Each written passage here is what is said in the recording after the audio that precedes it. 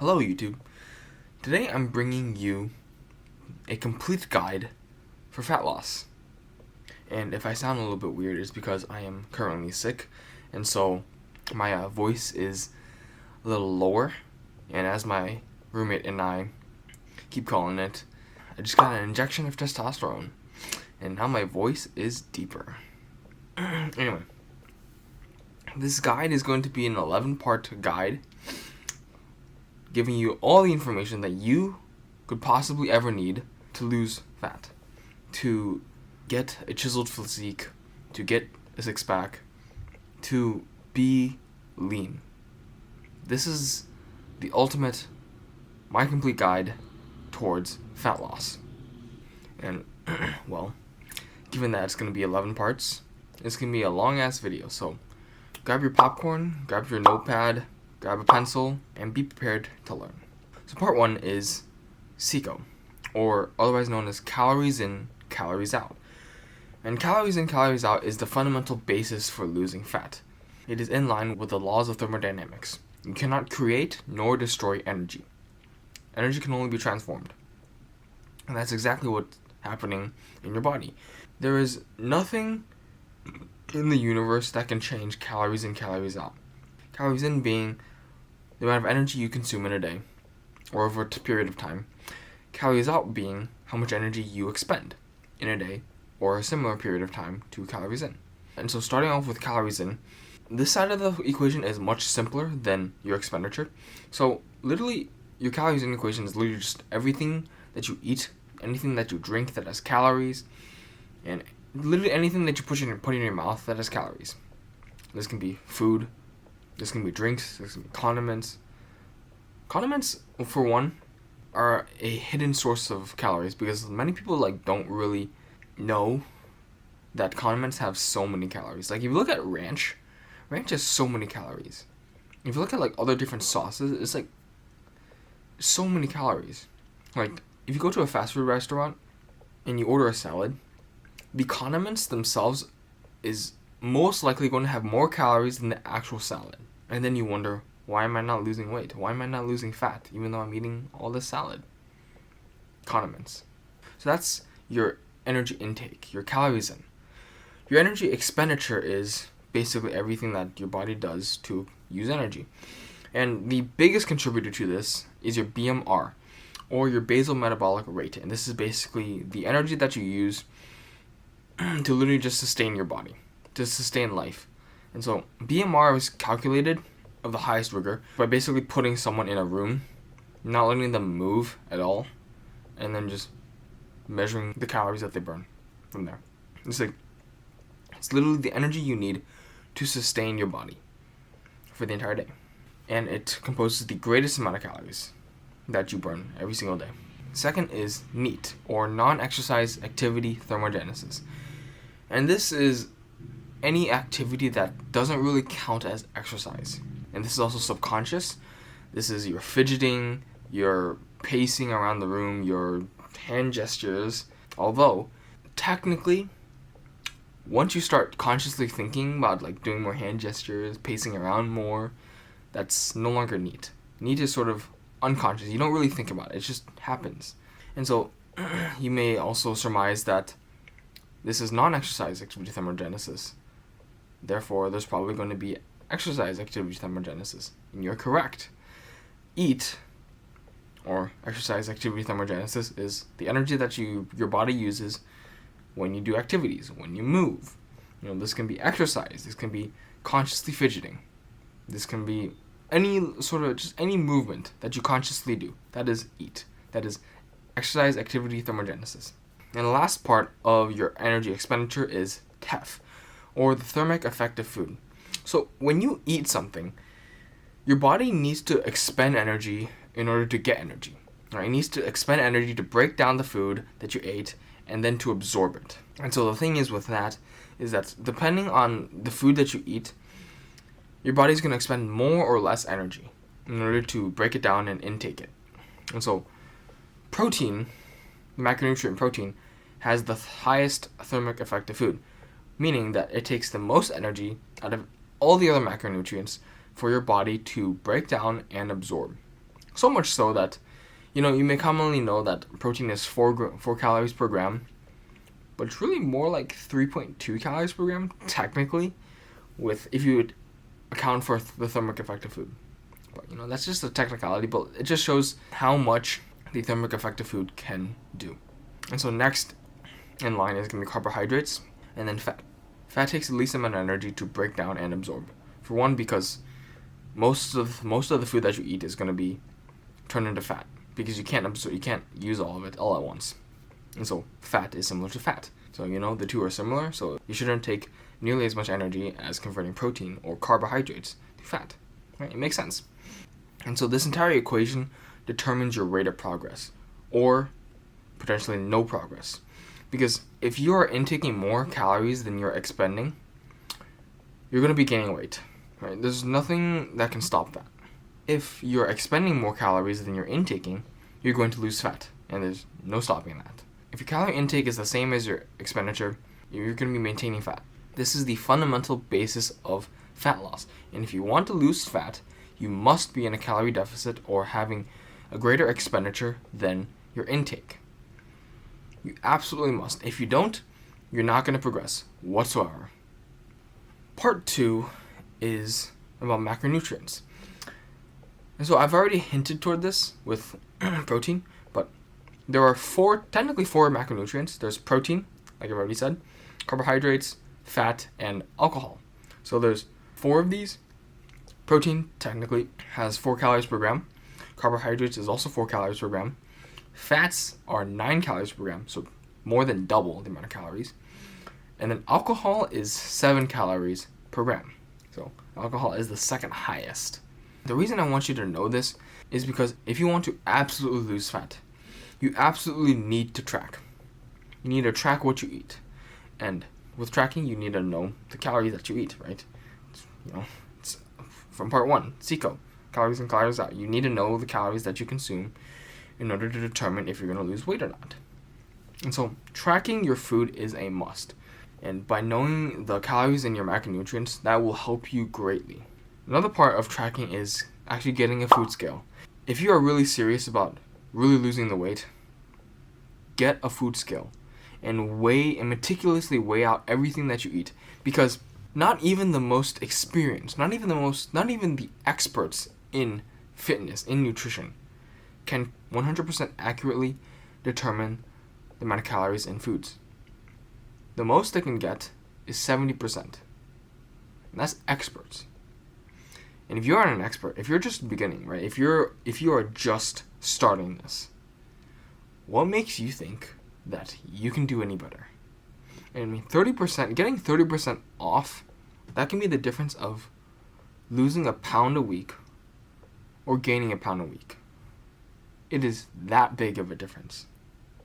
And so if your goal is to lose fat, you absolutely must get a food scale and literally meticulously weigh out everything. And I know it's going to be tedious. It's really going to be tedious because you probably have never done it before. But this is something that I think everyone should learn how to do because it just shows you like how skewed your thinking may be. Like you may think that you aren't actually eating a lot of calories, but when you weigh things out and when you track things, it can be way more than you actually think you're eating. And vice versa as well. You may think that you're actually eating a lot, but when you actually track things, you aren't eating like very much at all. And by tracking, you can actually know, are you actually going to progress or not? Because if you don't track, you'll have no idea, right? If you want to lose fat, you absolutely must track, and that includes getting a food scale and literally weighing out everything, right? Part 3 is satiation. So this is going beyond just the calories because, yes, it's all about calories in, calories out if you're going to lose weight. However, there are factors that influence it, such as satiation, right? If you aren't hungry, losing fat is going to be easy. If you are hungry, it's going to be harder to resist temptation or to resist the desire to eat more. But fundamentally, it's still calories in, calories out. Satiation just influences your energy intake. In order to get the best results, in order to lose the most fat, you want to eat the most satiating foods. And this comes down to a lot of factors. The first, and probably most important, is your nutrients. that you're intaking, specifically the macronutrient that you're eating. Protein has the most satiating effect out of any other macronutrient. It's why nobody eats like 6 chicken breasts at a time. Like, nobody does that, right? At least most people. So protein is the most satiating, and therefore increase your protein intake and you will be more satiated and therefore less hungry. The second is fats. And fats have been demonized for decades now, and I mean, it's been shown time and time over again. Research has shown that fats should not have been demonized. Rather, fats are extremely good for you, and in fact, it's actually just refined carbohydrates and just processed food in general that is really leading to heart disease, leading to all these inflammatory diseases, leading to negative health outcomes. It's not the fats. It's not even saturated fat. And so, fats being the second most satiating macronutrient, and that they don't actually harm you, and that they're actually good for you, you should probably eat more of them, right? The third is fiber. Fiber is in fruits and vegetables, and fiber keeps you full. Right. It's like most people nowadays don't consume nearly as much fiber as they really should. Like, I don't actually know the U.S. daily recommended intake of fiber is, but it's definitely not where you should be at. Like, before processed foods, people were consuming like 100 grams of fiber a day. Now you can live off of 0 grams a day. You know, people are more constipated. I wonder why. But fiber, eating your vegetables, eating your fruits, that will help keep you full when you are on your fat loss phase. The fourth is complex carbohydrates. And so complex carbohydrates are like your starches or your potatoes, also just your vegetables in general. It's like same thing. Your vegetables. Eat your vegetables. Everyone tells you to eat your vegetables. And, well, if you're having trouble losing fat, you probably aren't eating enough. So you should probably eat your vegetables, because they help you lose fat. So how badly do you want it? How badly do you want to succeed? You know? Are you willing to eat vegetables? Number 5, and this is the second worst, although I would argue it's kind of like, it's almost tied with dead last. So this is simple carbs. This is your sugars. And sugars, the thing with sugar is that sugar is addictive, and it also makes you more hungry. So not only do you want to eat more sugar, you just want to eat more food in general. And I mean, if you want to lose fat, that is not something you want. That is absolutely not something you want. That is the antithesis of having a good fat loss regimen. Look, if you don't want to lose fat, eat lots of sugar. Alright? Especially fructose. Fructose being in processed foods. Fructose in fruit is not nearly as bad. But fructose in processed foods, which is basically the primary sugar in processed foods, and also in table sugar, that is going to make you more hungry. It's going to make you want to eat more sugar. And it's going to make you gain visceral fat. The fat that surrounds your organs, that leads to cardiovascular disease, that leads to premature death, that leads to diabetes, that leads to metabolic syndrome, that leads to dementia, that leads to all these things. Do you want that? I don't think so.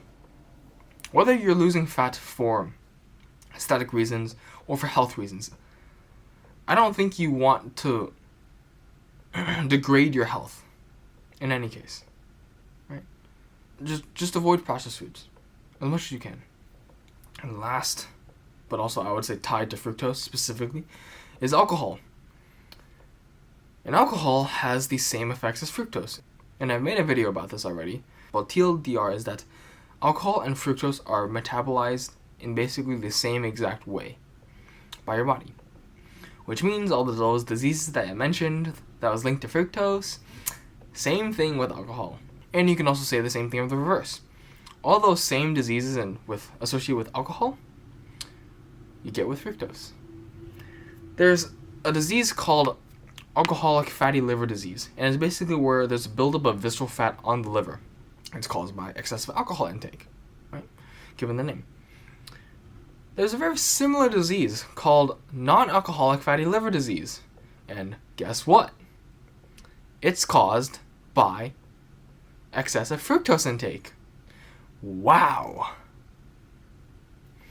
The worst things that you want to eat if you want to lose weight, not even regarding the health outcomes. The worst things that you want to eat or drink are fructose and alcohol, because both make you more hungry, and both are slightly addicting. To recap, protein is the best thing you want to eat. Fat is second, fiber is third, complex carbohydrates is fourth, and then simple carbohydrates is fifth, with fructose and alcohol being dead last. The second part of food satiation is food volume, and this is basically literally how much volume the food that you eat is. And so you have receptors in your stomach for stretch. So whenever your stomach expands, these receptors send signals to your brain, telling your brain, okay, the stomach is full, you can stop eating. And the thing is, the more voluminous food that you eat, the more food that has greater the volume, the more these receptors will send signals to your brain telling you you're full. And so the best way to take advantage of this is to eat foods that have relatively small calories for the volume they give. And well, the best foods for this are, guess what? Your vegetables. I know, your vegetables.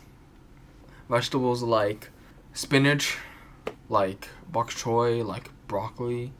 Actually, no, broccoli is pretty high up there in calories compared to other vegetables. But like watercress, bok choy, spinach, lettuce, all these have so much volume for the amount of calories they provide, because it's mostly water and cellulose, which is a type of carbohydrate that your body can't digest for energy. So it's literally like, it's free stuff, in your belly. And so in accordance with food volume, you can also just drink more water. You can just drink yourself full. And you can certainly try this a lot. Like, you can literally just make yourself full by drinking a lot of water and by stretching your stomach, so much so that your brain gets signals that you are full. Next, there is exercise. And whenever you exercise, you're increasing the sympathetic tone of your body. And so, regardless of where you're at, regardless of what you're doing, your body is always under sympathetic drive and or parasympathetic drive. So sympathetic drive is sort of like the drive to run, to like, if you were to face a bear in the forest, like your sympathetic drive just goes all the way up, and you get the energy, you feel the blood pumping, the blood rushing through your veins, and you just have the energy to just run as far as you can away from that thing. It's also called the fight or flight drive. The parasympathetic drive is where you relax, where you digest things, where you sit around more, where you sleep, And so whenever you exercise, you're activating more of the sympathetic drive. And whenever there's more sympathetic activity, your hunger is going to be blocked. Right? Like, whenever you exercise, have you ever felt super hungry? Probably not. Right? Probably not. And that's because the sympathetic drive is blunting your hunger. Right? And so that's one more way of being satisfied or just not feeling hungry. And finally, there is just strictly just keeping busy. And so a lot of people may think that the best time to lose weight is when you're not busy, when you're less stressed. And the thing is, it's actually counterintuitive. You actually will have the best outcomes when you are the most busy.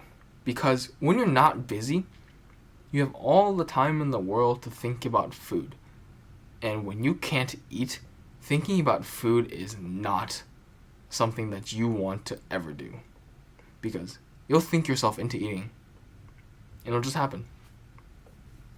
And so, when you're actually losing weight during that phase, you want to keep yourself busy so that you don't have the time to think about eating more food. Part 4 is your diet plan. And I don't really like the word diet because it implies something temporary. This should not be temporary. This should be an entire lifestyle change. And it's the reason why people go on diets and then they gain the weight back or more. It's like the diet is temporary and then they go back to eating how they were and then they gain all the weight back. It's like, wow. That's a shocker. Like, you were gaining weight before on your original diet, and then you went on a new diet, and then you lost weight, and then you went back to the original one in which you were gaining weight in the first place. So why do you think that you could do that? I think it's because people don't want to change. It's enjoyable to have that same diet. It's like most people, they like the fries, they like the hamburgers, they like all the good tasting food, and yeah, it's good tasting food. And at the same time, if you want to lose fat forever, like if you want to lose it forever and never gain it back, you're going to need to change your lifestyle. You're going to need to change what you eat on a day-to-day basis. You can't just do something temporary and then just expect yourself to never need to lose fat ever again. It's not going to happen. And it's the same thing that you see with crash diets.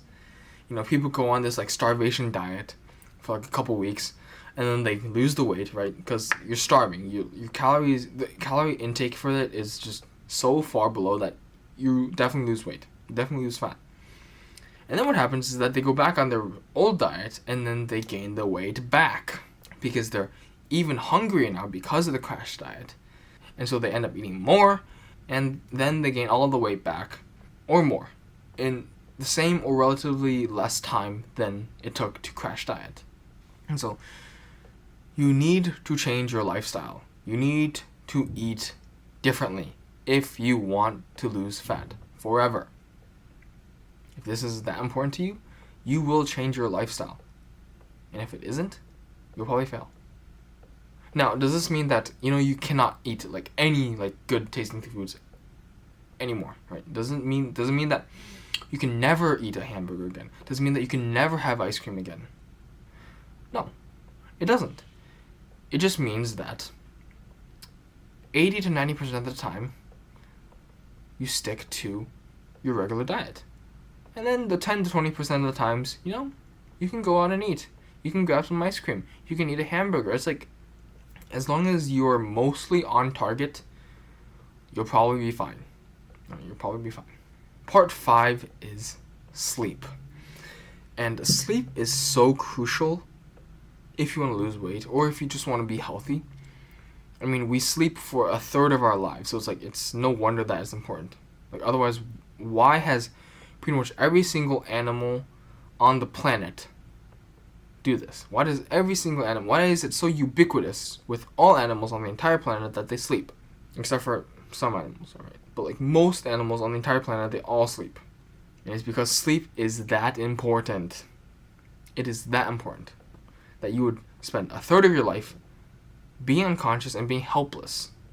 Like, evolutionarily speaking, like, for a third of your life, you are unconscious, you are completely helpless against predators. So why hasn't that trait been excised already? Why hasn't natural selection gotten rid of the need to sleep? Because it is that important. And I'll go into this more in the next section, which is on hormones. But sleep influences your hormones so that you can either have an easier time losing fat or a much harder time losing fat. And I think that most of us would want an easier time losing fat. Not to mention that feeling tired, or otherwise known as not getting enough sleep, that's going to influence how much physical activity you get in the day. That's going to influence how much movement you do in the day, therefore influencing your energy expenditure. And the lower your energy expenditure is in comparison to the energy you intake, the less you're going to lose fat, the greater the probability that you're going to gain fat. So part 6 is hormones.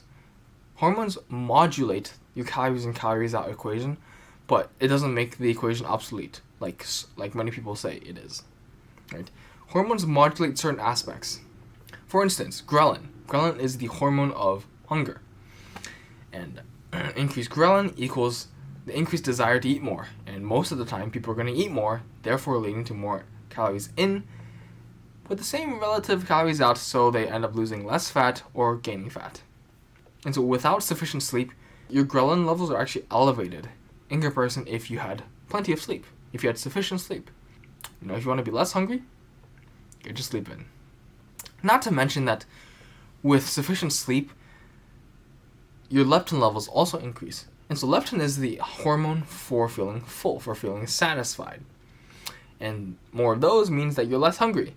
So with sufficient sleep, you get two actions. You have less of the hunger hormone and more of the full hormone.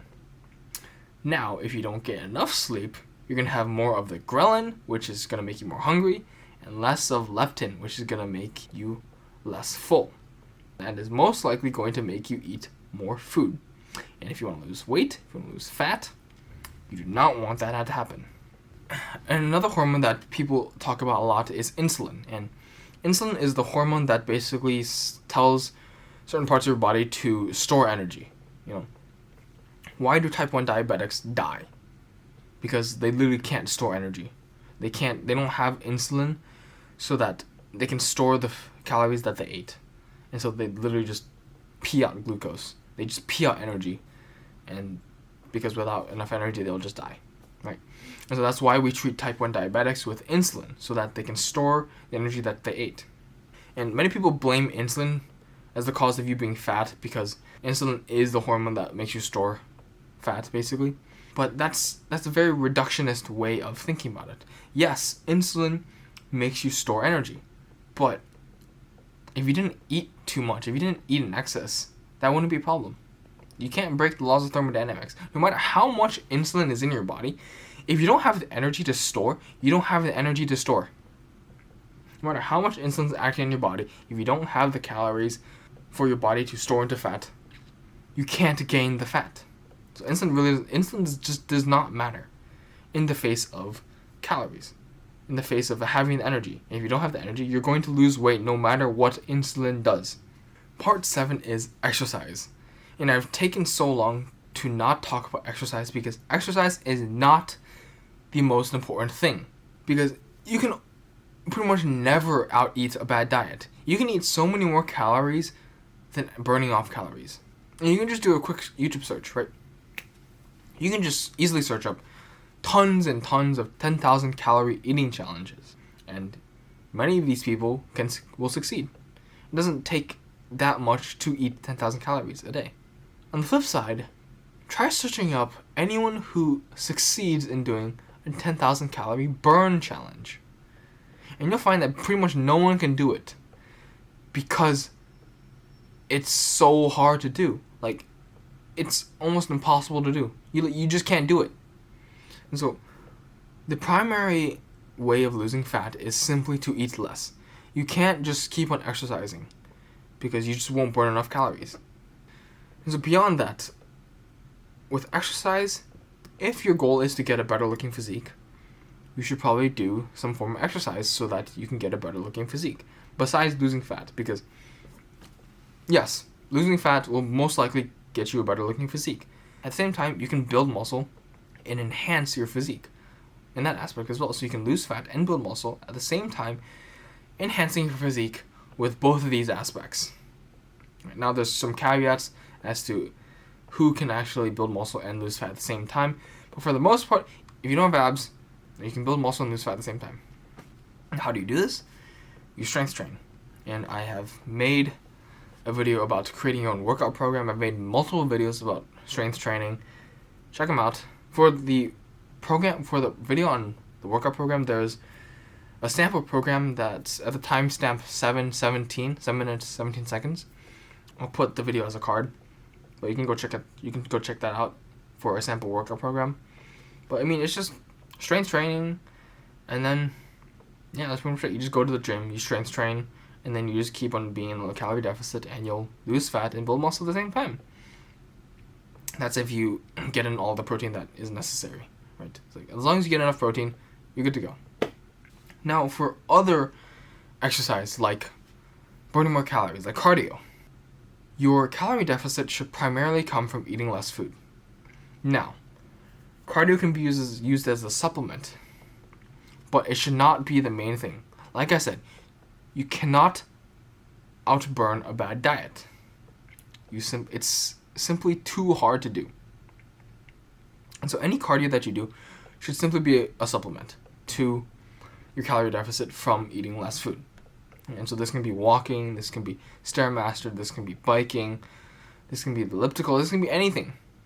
Right? Any form of exercise. But remember that this is simply a supplement.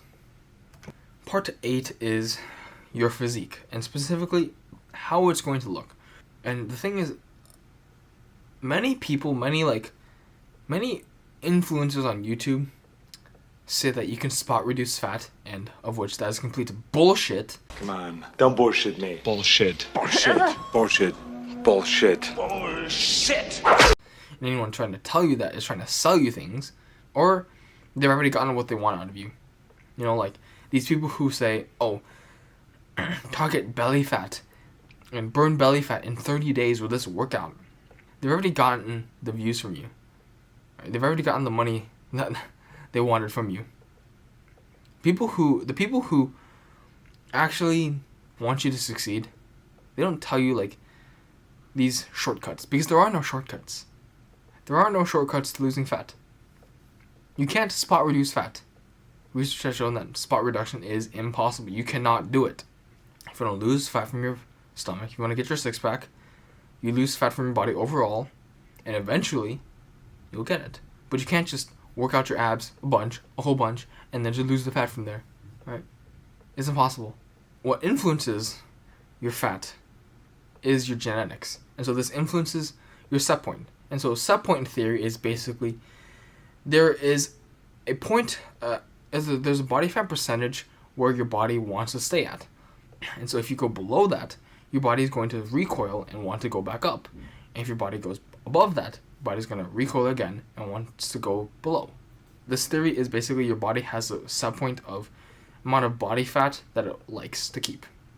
And the thing is, I think that you can change your body fat set point. And also that it's not really just a single number, it's not a point, it's more like a range.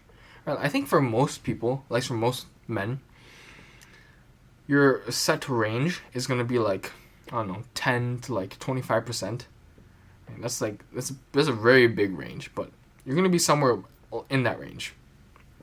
And at the same time, I also think that you can change it. I think that you can change your set range. Although it probably won't be like super dramatic. It might be like from 15% to like 13%. It's not going to be super dramatic, but I think you can still change it. And the other part of fat that genetics influences is your distribution. And so you can really see this with lots of people, right? Especially between men and women. Lots of men have beer bellies, have guts, that are protruding, right? Whereas women, for the most part, don't really have that.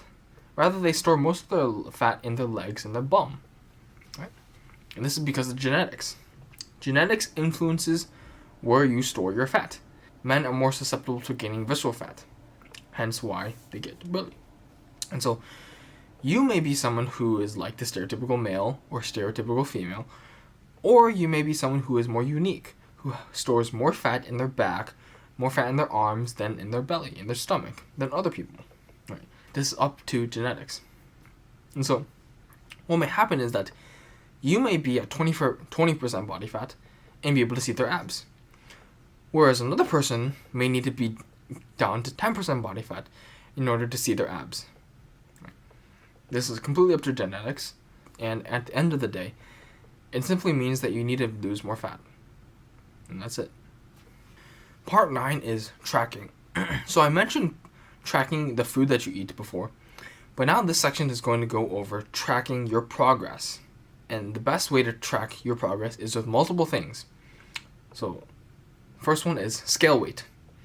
Every time you want to weigh yourself and when you're losing fat, you should weigh yourself every single day, because your body weight fluctuates every single day. Right. Anyone who's tracked their body weight like this knows you can jump 5 to 10 pounds overnight, depending on what you did overnight. Right, like I can go from starving one day and then eating just eating everything in sight, eating a ton of salt, eating a ton of carbs, and then the next day I wake up, I'm like up 10 pounds. And so with weighing yourself, with using scale weight, you want to weigh yourself every single day. And the best time to do so is the morning time after you've gone to the bathroom. Because, of course, depending on like what you ate the previous day, that food in your intestines is weight. It literally is physical mass. So if you expel it, you can get a more accurate measure of how much you weigh.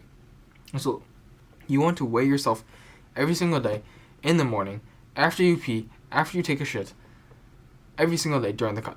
And honestly, it'd probably do you good if you weigh yourself every single day for the rest of your life, honestly. it probably would. And then from there, you want to take the median weight. So you have your week, right? You have your 7 days of weight records, and you want to take the median of that. Because if you take the average, outliers are going to influence it. Like for that example where you jumped in 10 pounds of weight, that's going to influence your average. But it's not going to really influence your median. And so median is like your go-to standard for measuring progress week to week. So you take your median, and then you just compare it week to week and see if you're progressing or not. And if you are progressing, your weight should be going down week to week with your median weights. The second is with photos. And with photos, I would say you can do this week to week instead. You don't need to absolutely take photos every single day, but definitely take it week to week, because the changes in your body, it's not really that obvious unless you're already lean and you're getting just even leaner, where you can like see veins pop out where they weren't before. If you're not that lean, take pictures weekly so that you can actually see the changes, because if you aren't that lean, the changes that you can see aren't obvious at all, and it's gonna feel like you haven't done anything, that you haven't progressed at all. And so you want to take pictures week to week and just compare them side by side under the same circumstances, the same place, the same lighting, the same time every single day. All right, just like scale weight, you want to have the same circumstances when you do it. And the last one is taking measurements, and this is most frequently using a measuring tape. You can just measure like a bunch of things. For me, I measure my neck, measure my arms, my forearms, my chest, my waist, my hips, and my legs. Right, and just measure these every single week on one particular day at the same time every single week. And then I just compare week to week and see if it's going in the right direction or not. And so with all these tracking methods, just using one is not enough, because you can have outlier weeks. And rather, if you use multiple tracking methods, you can see whether this one method is like actually representative or not. Right? Because if all three show that you're going the opposite direction, you're probably not going the right direction. Now, if two of them show that you're losing weight or you're getting smaller, and one of them doesn't, chances are that you're actually going the right direction. Right? So you want to use multiple measurement methods so that you can get the most accurate measure of if you're progressing or not. Part 10. Damn. Almost there. Part 10 is supplements. And I hesitate to even put this in the video because you don't need supplements whatsoever to lose fat. To really lose fat. Like, you really do not. And I really hesitate to put this in the video because you can really just start to focus on supplements when they aren't the most important thing. Like, supplements are like at most a 10% boost. 90% of it is everything else in this video. 10% is your supplements. Supplements really are not necessary, and they're not that important. If you want to take any of the supplements I'm going to go over, you absolutely should make sure everything else is on track. You're eating less calories than you're burning. You're having great sleep. You are tracking everything. You are working out. You're going to the gym. You have a diet plan. Like, you have all these things in check before you even think about supplementation. And if so, supplements can help boost you a bit. So the first one I'm going to go over is 0-calorie foods. Technically, this is not really a supplement. It's not like a pill. It's not like something you first think about when you think about supplements. But 0-calorie foods can supplement your diet. Some examples of these are sugar-free gum, sugar-free, fat-free Jell-O, drink mixes like Mio, like Stir, like Crystal Light, these things that have very minimal calories. And that's another thing, right? 0-calorie foods technically have calories in them. It's just that companies are legally able to round down as long as the serving size has 5 calories or less. So, pretty much every single thing that you see that has 0 calories probably has some calories. Probably has 5 calories per serving. I mean, you can see this with oil spray. Regular oil has calories. Loads of calories. Oil spray miraculously does not have any calories if you look at the serving. Until you look at the serving size, which is like not even a second, and then you see how many servings are in the can, and then if you were to take that serving and instead equate it to 5 calories per serving, yeah, you'd have a lot of calories in that can. So that's just to tell you that 0 calories are not 0 calories technically. But these supplements can help you in keeping you full, in allowing you to stave hunger enough until your next meal. They're helpful in that aspect. The second is fat burners. And so fat burners come in 2 different supplements. So one is appetite suppressants and the other is activity enhancers. And they're exactly what they sound like. Appetite suppressants basically just minimize your hunger. Right? Easy. Activity enhancers just enhance how much activity you get in a day. And the most prominent fat burner is something that almost everyone drinks. And it's coffee. Or more specifically, it's caffeine. Caffeine is both an appetite suppressant and an activity enhancer. So, caffeine technically is just a fat burner. And certainly I've used it on fat loss phases when I just don't have energy anymore and when I want to decrease my hunger. I'll take caffeine because it helps a lot. But most people don't need it, at least when they're starting off. I'm also going to mention vitamins and minerals that you definitely should make sure that you're getting enough of while you're on this fat loss phase, because it can influence your sleep. And I've already said that sleep is so important in that it regulates your hunger. These certain vitamins and minerals can influence that, and also your mood, and also just your energy levels. So the first is vitamin D. And vitamin D is very important for the production of your testosterone. And testosterone, as you probably know, is very important for muscle building, and also for fat loss, and also just for feeling good. Right. So you want to make sure that you get your vitamin D in, so that you don't end up as a zombie, right? You don't want to have that. Right? Trust me, I've had that. It's not fun, bro. It's not. Another is vitamin B12. And I just put in B12 because most people are going to be deficient in B12 anyway. And well, B12 is important. Alright? So just take your B12. The third is magnesium. And magnesium is important for sleeping. And most sleep supplements will have magnesium because it helps you sleep. At the same time, there's many forms of magnesium. And the forms you want to look for are magnesium glycinate, or otherwise known as magnesium bisglycinate. That I would say is the best form. There's also other forms that are also pretty good. Next is zinc. Zinc also helps you sleep. It acts in a slightly different way, but it is also something that is used in many sleep supplements. And so it will help you with sleep, and therefore, like I've already said, many benefits to having sleep and many detriments to not having enough sleep. And with zinc, the best form is zinc glycinate or zinc bisglycinate. Same as magnesium, alright? Part 11, the final part, is expectations. Alright, you've watched the entire guide. Now I want to temper your expectations because you're most likely fatter than you expect. And if you think you need to lose 20 pounds, you probably need to lose 40. And the reason why I know this is that because most people underestimate how fat they are. Contest prep bodybuilders, right? People who, in the off season, already have a visible 6-pack. They lose 20 pounds to go onto stage. That's going from a visible 6-pack to what they look like on stage. So what makes you think that you only need to lose 20 pounds when you are so much fatter than they are? So you're most likely going to need to lose more fat than you actually expect. And a good rule of thumb is always doubling the amount of fat that you think you need to lose. And certainly I've fell into this trap before. I've thought, oh yeah, I know what I'm doing, right? I know more than the average person.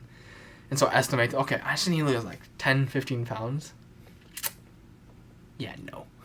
It's still 20 to 30 pounds. So I tell you this because regardless of how much you know, regardless of that, the same rule applies to you, right? You're not special. In addition to needing to lose double than what you expect. The thing is, when you lose weight, Not all of it is going to be fat. Now, a lot of it is going to be fat, but you're inevitably going to be losing some muscle and some lean tissue. This can be water in general. This can be some bone mass. There's tissue that is not fat. And so with that, right, because you're not losing complete fat, you're going to need to lose more weight than you would expect. And so, just overall, you're going to need to lose more weight than you actually expect in order to lose a sufficient amount of fat to get to where you want to be. Alright? That's the first part of tempering your expectations. And the second part is due to social media. And if you've been on social media and you've looked through fitness stuff on social media, you can see all these bodies that are like so chiseled, so nice, so aesthetic, right? And the thing is, most, if not all of them, are illusions. Because bodybuilding as a sport is a sport of illusions. It's a sport of proportions. If you have the best proportions, you will look the best. If you have the best angle, the lighting, the whatever, you will look so much better than someone who doesn't have those things. And I'll go over all of them. So the first is angle. Depending on the angle, you can make your body look drastically better than another angle. And so many fitness influencers will have the best angles to accentuate their entire body to make it look better. I mean, you can really notice this. If I step closer to the camera, I'm bigger than if I were here, right? The angle really changes the way you look. The second is lighting, and I would say lighting is possibly the most important, because with the best lighting, you get shadows in your muscle, like in your muscle pits, so that you can drastically alter the amount of muscle separation that you can see, therefore leading to an enhanced physique. But it's not really enhanced because it's from the lighting. It's artificial. The third is the pump. And you may have heard of this. The pump is basically where you send blood to your muscles so that they're bigger.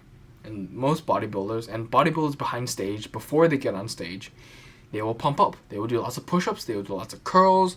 They will get the blood pumping into the muscles so that their muscles look bigger. So that they'll also look veinier, more vascular. And overall, they will just look better than if you did not pump up before. The fourth way to manipulate illusions is with your clothing, right? If you choose a shirt that wraps around your arms are going to look bigger. Because your arm size is an illusion, right? The bigger the shirt is on your frame, the bigger your sleeve is in comparison to your arm, the smaller your arm will seem. Because comparatively, right, if your sleeve is bigger, that makes your arm smaller. But if the sleeve wraps around your arm such that in a way that, it accentuates your shoulders, your arms, your shape, it's going to make your arms look bigger. Another is with, obviously, Photoshop, right? You Photoshop things, you make things bigger, make things more round, you add some more structure, some more details, some more shadows, and there you go. You just look bigger with photos. And the final one is with posing. Bodybuilders pose on stage, and there's a reason for this, right? They want to show off their muscles the best way that they can. So there are specific poses that allow them to show off a lot of muscles and allow them to show them off the best. And so with lots and lots of photos, there are specific poses that people will do, and this also ties into angles, right? I can do certain poses, but then I can alter the angle of that pose. I can change how that pose is to fit the camera better so that I look better. And therefore, overall, social media presents an illusion for you. Most of social media is fiction. It's fantasy. It's not real life. Even the people on social media don't look like who they are on social media. You take any person's photos on social media and you actually meet the person, they won't look the same, at least physique-wise. Without that perfect lighting, without those perfect angles, the posing, the pump, and whatnot, they won't look the same. So why should you aim to look the same as them? Right? When it's impossible for them to look the way they are on their social media page, how can you look like them? So please, temper your expectations, because you're probably going to be disappointed if you compare yourselves to these people who exploit all these different things in order to get the best photos. This was my complete fat loss guide. 11 parts. It was certainly a lot, and just a lot of time recorded necessary to produce this video. If you've enjoyed, if you found value with this, please give it a like, subscribe, comment, turn on those notifications. It will help me a lot. And also check out my books. I have written 2 now. One is on training. The second one is on nutrition and myths. This video was based off of the information in my second book. And my second book has a lot more details, a lot more information, goes into a lot more detail about a whole bunch of other supplements, a whole bunch of other things about nutrition that I think that you will find very helpful if you're interested. It also has sample meal plans. It also includes food calorie tables, and so with these tables you can basically look up foods, and then for every single food it's all in 100 calorie allotments, so basically it just shows you how much mass of that food is 100 calories, and so I find that particularly valuable. And with that, I will see you next time.